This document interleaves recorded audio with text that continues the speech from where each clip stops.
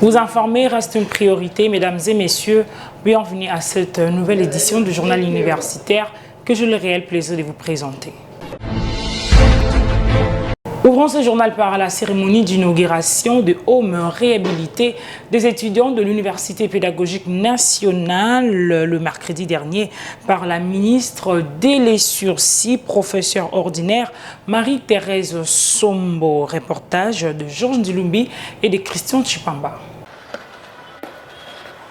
Son Excellence, Madame la ministre de l'Enseignement supérieur universitaire, recherche scientifique et innovation, nous, police universitaire, sommes rangés pour vous accueillir et rendre le honneur à l'occasion de la cérémonie officielle d'ouverture des zones des étudiants. Nous vous souhaitons la bienvenue devant vous, chef d'équipe Yacoubi Kouaweta. Dieu merci, plus rien que à vos ordres. La ministre de l'Enseignement supérieur, universitaire, recherche scientifique et innovation, professeure Marie-Thérèse Sombo, a procédé le mercredi 6 mai dernier à l'inauguration officielle de home des étudiants de l'Université pédagogique nationale dans le cadre du vaste programme gouvernemental de construction et de réhabilitation des infrastructures universitaires publiques en République démocratique du Congo. Dans son mot de bienvenue, la rectrice de l'UPN a exprimé sa profonde gratitude et son honneur d'accueillir la délégation ministérielle. Elle a souligné que cette présence témoigne de l'attention particulière du gouvernement à l'égard de l'UPN et de la volonté d'améliorer les conditions de vie et d'études des étudiants congolais. Elle a également rappelé l'engagement du comité de gestion, partenariat avec la société MEMA Group, à travers le projet Ndakuna UPN, visant à accompagner la vision présidentielle en matière d'encadrement studentin et de modernisation des infrastructures. Cette inauguration symbolise, selon elle, un nouvel espoir pour les étudiants, appelés désormais à évoluer dans un environnement plus digne et propice à la réussite académique. Elle a par ailleurs exprimé la reconnaissance de toute la communauté universitaire envers le président de la République, Félix Tshisekedi, ainsi que la première ministre et la ministre des tutelles pour leur engagement en faveur de l'enseignement supérieur. À l'occasion de la cérémonie d'ouverture officielle de l'hébergement des étudiants dans le home réhabilité de l'Université pédagogique nationale, sous le haut patronat de son Excellence Madame la ministre de l'Enseignement supérieur, universitaire, recherche scientifique et innovation. Avant toute chose, qu'il me soit permis de souhaiter à son Excellence Madame la ministre de l'Enseignement supérieur et universitaire, recherche scientifique et innovation, ainsi qu'à toute la délégation qui l'accompagne, une chaleureuse bienvenue au sein de notre alma mater. La cérémonie revêt une portée historique et symbolique, particulièrement pour notre université, car elle matérialise la volonté du chef de l'État, grand chancelier des universités et instituts supérieurs, de réhabiliter les infrastructures de notre institution, notamment les halls des étudiants, certains auditoires ainsi que la construction de nouveaux bâtiments. Aujourd'hui, cette vision est une réalité tangible. Conscient de cette nécessité, le comité de gestion de l'UPN a pris l'option responsable de concrétiser cette vision à travers un mécanisme de partenariat public-privé à travers son projet Ndakuna UPN, mais également un véritable milieu de vie universitaire répondant aux exigences modernes de confort, de sécurité et d'encadrement des étudiants. Prenant la parole au nom des étudiants logés, la représentante Fora a salué la modernisation progressive de l'UPN. Elle a exprimé la fierté des étudiants et leur engagement à préserver ces infrastructures nouvellement mises à leur disposition. Clôturant la cérémonie, la ministre délai sursis a réaffirmé la priorité accordée par le gouvernement à la jeunesse estudiantine qu'elle a qualifiée de cœur de la nation. Elle a insisté sur la nécessité d'investir durablement dans sa formation et a exhorté les étudiants à faire un usage responsable de ces nouvelles installations considérées comme un bien commun. La cérémonie s'est achevée par la remise symbolique des clés à la rectrice, suivie d'une visite guidée de hommes, des garçons et des filles. La ministre, accompagnée du comité de gestion, a pu constater de près les conditions d'hébergement avant de quitter le site sous les ovations des étudiants.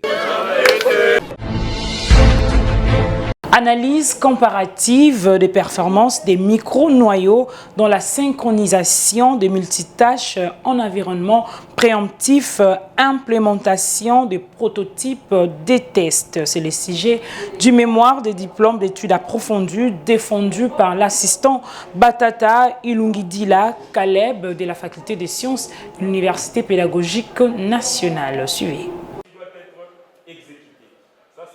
Au cours de cette cérémonie de défense du mémoire de DEA riche en démonstrations techniques et en innovation informatique, l'ingénieur Batata Ilungidila Caleb a brillamment défendu son mémoire intitulé « Analyse comparative de performance des micro-noyaux dans la synchronisation de multitâches en environnement préemptif, implémentation de prototypes de tests ». Devant le jury, les candidats présentaient une recherche axée sur ces domaines stratégiques dans l'architecture des systèmes d'exploitation modernes. Dans son argumentaire, Caleb Batata a expliqué que son étude visait à comparer différents micro-noyaux à travers plusieurs indicateurs techniques essentiels, notamment la comparativité, la concurrence, l'indépendance, l'atomicité, l'exclusion mutuelle, la progression ainsi que la complexité temporelle lors des opérations de verrouillage et des libérations dans les sections critiques.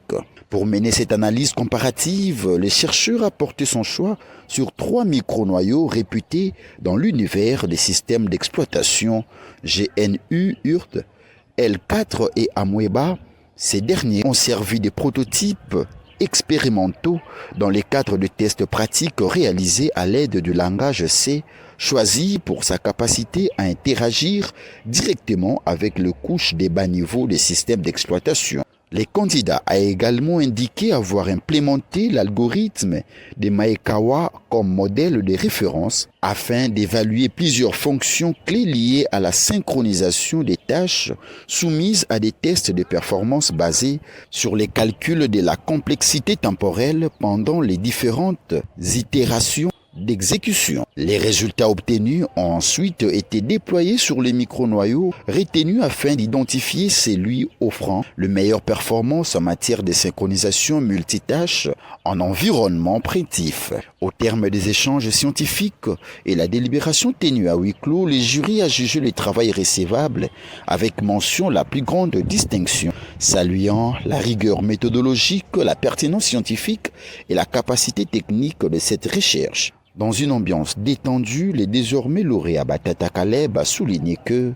Alors, notre travail s'inscrit dans le cadre que dans ces micro-noyaux-là, il fallait évaluer la performance de ces micro-noyaux en se basant sur plusieurs modèles de base, entre autres les noyaux L4, GNU et Amoeba. Nous avons testé cela pour connaître les imperfections. Et non seulement ça, ça nous a aidé à trouver les problèmes. Donc nous, notre étude, c'était d'abord de trouver les problèmes, d'être sûr sur les problèmes et ensuite essayer quand même par quel mécanisme apporter des solutions sur ça. Quelles sont les recommandations ?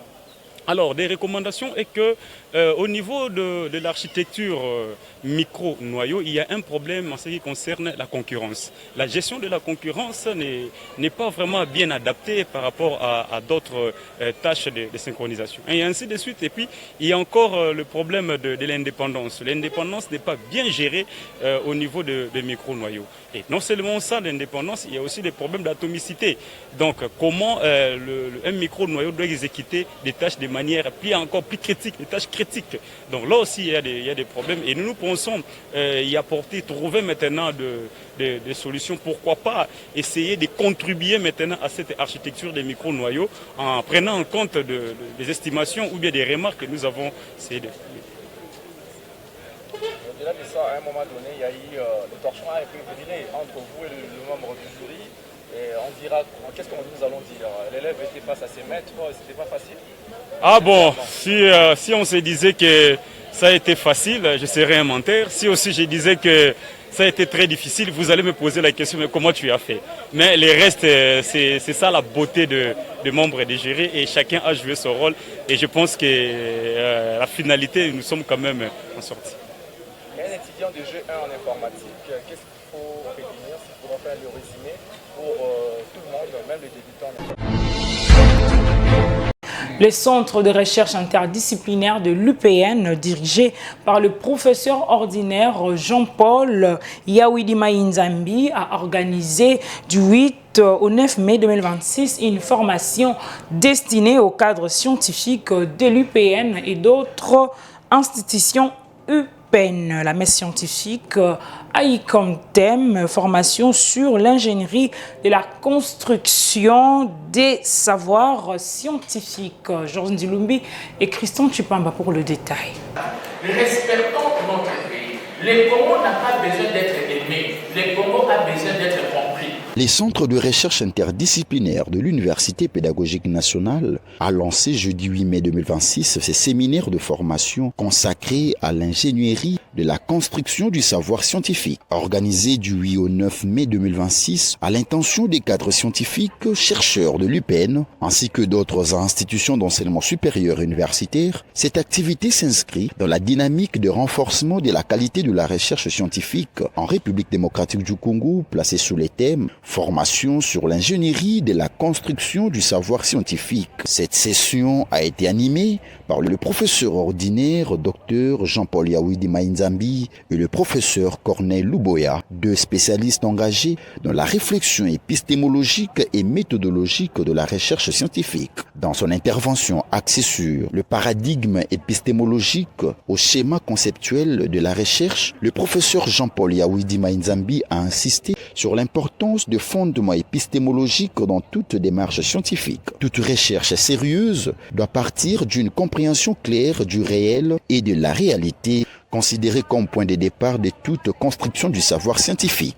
Les formateurs ont également mis en lumière la nécessité d'élaborer un schéma conceptuel cohérent afin de garantir la rigueur méthodologique et la solidité scientifique des travaux de recherche. Il a rappelé que les concepts fondamentaux et opérationnels constituent les socles de toute production scientifique crédible. De son côté, le professeur Corneille Luboya, intervenant sur le sous-thème du schéma conceptuel à la modélisation du savoir scientifique, a développé le mécanisme permettant de transformer les idées scientifiques en modèles de connaissances structurées et exploitables. Il a souligné que la structuration du savoir demeure le cœur même de la recherche scientifique moderne. Au cours de cette formation, les intervenants ont également présenté les 4 éléments fondamentaux de l'ingénierie du savoir scientifique. L'eau symbolise la cohérence méthodologique ainsi que les relations entre les différents éléments de la recherche. La Terre représente la structuration du savoir à travers le schéma conceptuel. L'air renvoie à l'ouverture intellectuelle et à la circulation des idées, tandis que le feu symbolise la dynamique, l'innovation et la production scientifique. Nous ne pouvons pas importer les savoirs. Les savoirs construits ailleurs n'est pas adapté chez nous pour la construction de notre pays. C'est les savoirs qui doivent contribuer à la construction de notre pays et les savoirs qui est construit par nous-mêmes. Parce que ce savoir est adapté aux réalités locales. C'est pour cela qu'il a été question de sensibiliser, de former, d'amener les participants à comprendre qu'il y a nécessité de devenir responsables dans la construction du savoir scientifique.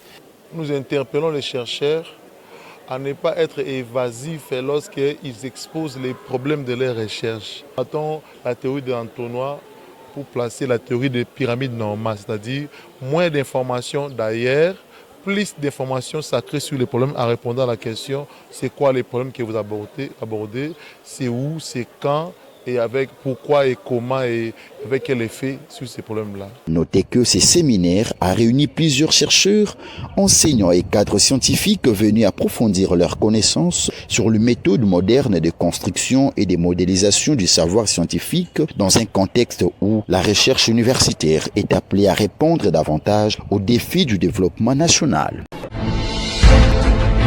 Bonne nouvelle pour l'université de Kinshasa, les étudiants de la faculté des sciences pharmaceutiques et ceux de la faculté des sciences et technologies ont bénéficié de bourses d'études de la fondation Holger Hotman. Parmi les boursiers figurent 5 filles. C'est le secrétaire général à la recherche, le professeur Paulin Moutoilé, qui a présidé cette cérémonie à la bibliothèque facultaire. Suivez.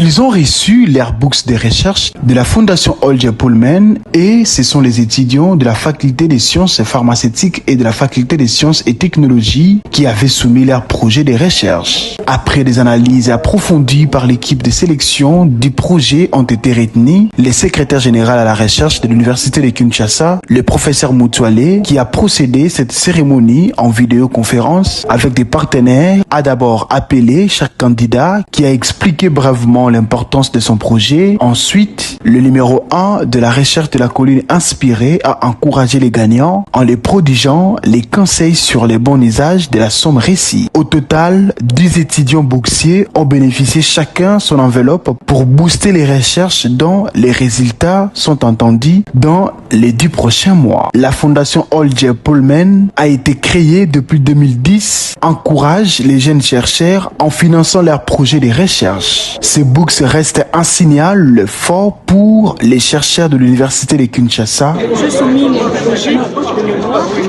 qui partit sur l'endométriose chez les femmes. C'est une plante utilisée en médecine traditionnelle que je vais donner aux souris. Et si les souris seront guéries, on dira de faire une formulation avec les animaux sociaux. C'était jusqu'à 2 à 3 000 $, mais moi j'ai demandé 2800. C'est ça mon budget. Vous allez travailler pendant combien de temps? J'ai mis pendant 10 000. J'ai une année là-bas pour travailler. Aujourd'hui, c'était l'occasion de participer à la cérémonie de remise de bourse de la fondation Holger Pullman. Et nous avons été honorés aujourd'hui. Et je suis parmi les lauréats de cette bourse.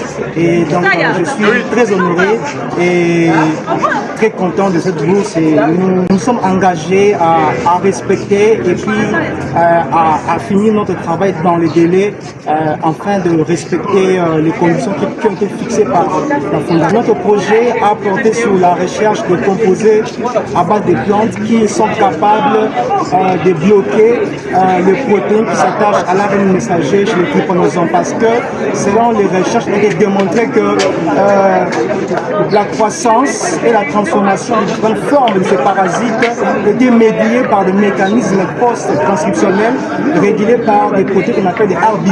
Alors ces protéines vont assurer en fait la régulation post-transcriptionnelle chez ces parasites. Alors lorsqu'on bloque ces protéines, on peut aussi maîtriser ou bloquer en fait la croissance du parasite. Alors nous, on va trouver des composés à base de plantes, notamment Alcornea cordifolia et la cannelle, qui seront capables par des mécanismes ou des simulations moléculaires, ou même voir des analyses de biologie moléculaire transcriptomique pour pouvoir bloquer ces mécanismes de régulation chez les parasites. Signature de partenariat entre ISIPA et l'INERB. Les deux institutions sont parvenues à unir leurs expertises autour de ces partenariats stratégiques pour le lancement d'un master spécial en bioinformatique. Cette filière innovante sera destinée à former des spécialistes capables pouvant répondre aux besoins de la médecine, de la génomique et de l'intelligence artificielle en RDC. Cette cérémonie s'est tenue au sein de cet établissement dès les sursis. Suivez ces reportages de Blaise Moucha et Magloire Londres. Dans l'optique de rendre service à la communauté congolaise, l'Institut supérieur d'informatique, programmation et analyse, ISIPA en sigle, et l'Institut national des recherches biomédicales INRB ont officiellement signé vendredi 8 mai 2026 dernier une convention de partenariat portant sur la création d'un master spécial en bioinformatique. La cérémonie des signatures a été marquée par une volonté commune de promouvoir l'innovation scientifique et technologique, réunissant plusieurs personnalités académiques et scientifiques, notamment le président directeur général de l'ISIPA, M. Martin Ekanda Odimba, et le directeur général de l'INRB, le Dr Jean-Jacques Mouyembe Tanfoum, figure emblématique de la recherche biomédicale en Afrique. En outre, ce programme vise à former des spécialistes capables d'utiliser les outils informatiques avancés dans le domaine de la biologie, de la médecine, de la génomie, de l'intelligence artificielle et de l'analyse des données biomédicales. Au niveau de la bioinformatique, c'est une denrée qui est consommée partout dans le monde et dont on ne trouve pas toujours les institutions prévues pour cette formation. C'est vraiment un héritage que nous pouvons léguer aux générations futures. Nous pouvons collaborer en matière de bioinformatique, mais c'est à ISIPA d'avoir donc les capacités académiques, n'est-ce pas, pour porter un titre. À travers ce partenariat, l'INRB et l'ISIPA entendent contribuer au développement d'une expertise locale de haut niveau capable d'accompagner les mutations scientifiques et technologiques en Afrique. Cette initiative répond également aux besoins croissants en ressources humaines qualifiées dans des secteurs à forte valeur scientifique. Notons que cette collaboration entre les deux institutions leur permet à réaffirmer leur engagement à faire de la science, de la technologie et de la formation un levier essentiel du développement national.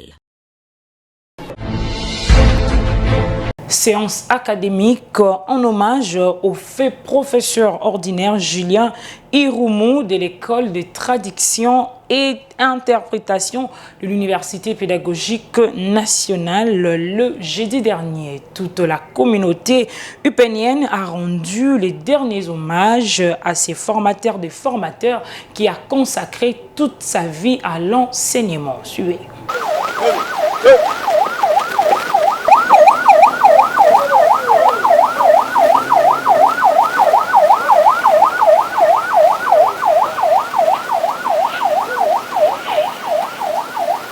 C'est un hommage au feu professeur ordinaire Julien Irumu de la faculté de lettres et sciences humaines et membre de l'école des traductions et d'interprétation de l'Université pédagogique nationale que cette cérémonie est organisée. Au cours de cette séance académique empreinte d'émotion, de l'association des professeurs de l'UPN ainsi que de la faculté ont été prononcés pour saluer la mémoire d'un homme des sciences ayant marqué plusieurs générations d'étudiants par son savoir et son engagement académique. Le mot de l'école des traductions et d'interprétation, lu par les 03 au nom du chef des départements Péché, a mis en lumière le service rendu par l'illustre disparu dans la formation des élites congolaises et son attachement à l'excellence. Qui laisse orphelin scientifique aujourd'hui? En dormant dans son dernier lit, quoi qu'il soit parti, ses souvenirs demeurent à jamais dans les esprits qu'il a marqués. Par ses enseignements de haute facture, rendre hommage de lui, dire ce qu'il a été, il s'agit d'une consolation. Pour ses proches, pour ceux qui l'ont connu, DAOT, c'est aussi réparer les cœurs brisés, colmater les âmes déchirées. L'ayant bien compris, Job s'est tourné encore vers Dieu, en concluant. Que le nom de l'Éternel soit loué.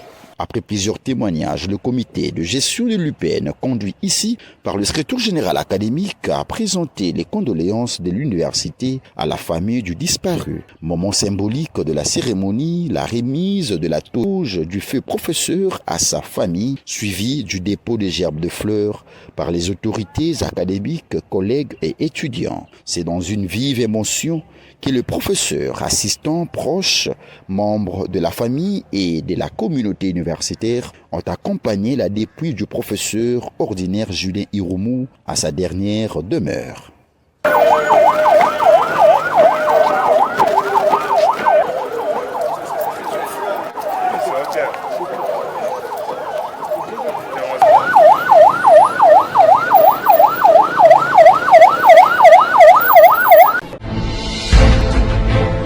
C'est ici que prend fin cette grande édition du journal universitaire. Mesdames et messieurs, si cela vous a plu, dites un grand merci à Jérès Landou qui était derrière la caméra, réalisé par le docteur Emmanuel Lema, toujours sous la coordination de l'honorable André Mouchongo Machara. Quant à moi, chers téléspectateurs, je vous souhaite bon début de semaine.